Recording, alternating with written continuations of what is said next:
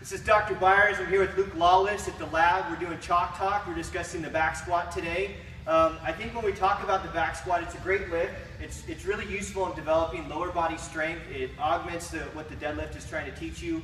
I think it's used in sport and athletics to develop better vertical power. And it's really important that it's done right, because when done wrong, you can get biting pain in the front of your hip or in the low back. And I think one of the first things to do is just make sure you have the mobility to even bother with the back squat. And a simple test I like to do is just make sure you can bring your knees to your chest.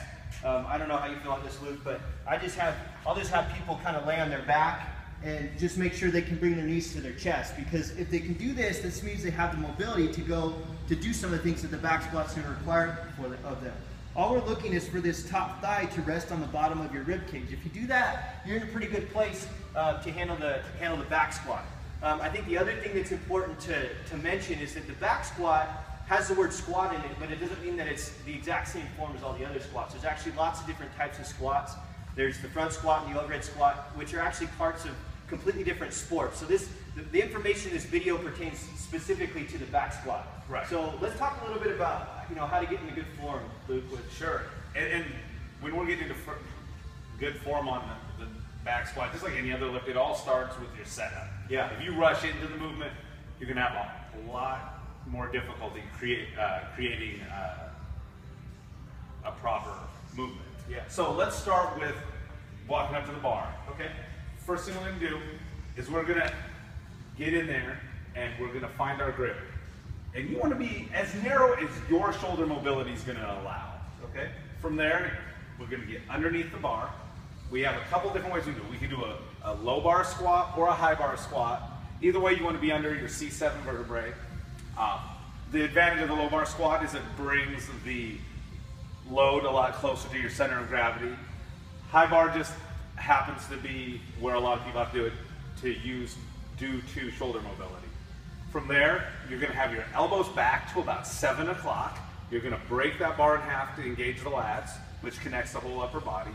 I want you to stand straight up and then step back into your stance. It should be shoulder width or a little bit wider.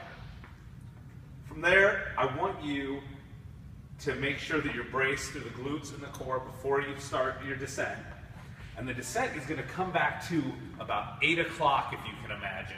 So pulling your hips back. Kind of right there? Yes. Okay, so as opposed to just dropping forward. You never want to have your knees shoot forward on a back squat. You want to pull back to that 8 o'clock. So it's kind of the difference between this and this?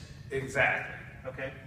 Now, I want your hip flexors to pull you down into the movement, and we want to get down to where if I would put a nickel at your knee, it would roll back to your hip.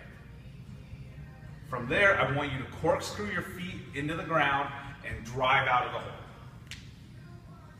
When I say corkscrew your feet, I mean pull the heels in, the balls of your feet out. What that's going to do is activate the posterior chain a lot more and help you get out of the hole a lot quicker. Yeah, I think one of the ways we see problems with this in the clinic is, with the upper back or the lower back pain, is that first move in the back squat is actually quite important. So I think when I think of the squat, the goal, and this is what changes squat form based on the type of movement, the goal is to keep the bar over the feet. And so when the weight's starting out behind you, you have to move that weight over to your feet.